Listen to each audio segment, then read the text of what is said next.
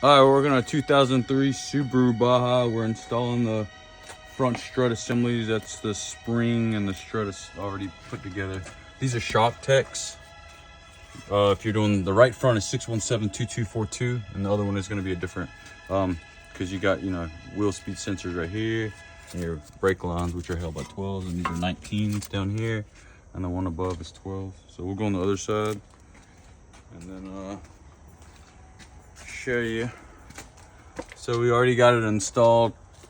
It's hanging in there by 312s up top, and then you got the 19s, and you see how the bolt goes through on that side. And again, it's gonna be a 19 bolt. It's gonna be a 19 nut, and then the top bolt looks different because it's for when you do an alignment, so you can adjust alignment. So again, throw that in there, boom. And then you got your brake line. It's a 12mm bolt, so it just goes under, and then boom, 12. Watch out, it's just a little finicky. So you just get it in there, and then the other side is a wheel speed sensor.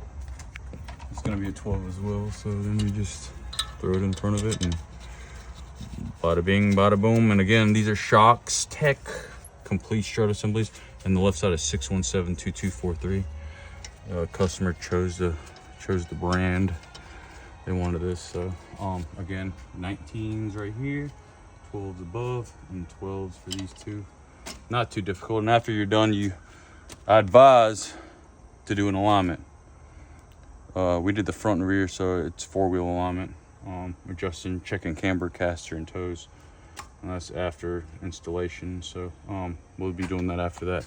And that's it. That's the installation of front complete strut assemblies with the spring. And we didn't have to transfer the spring over, so it made it a little bit easier on us.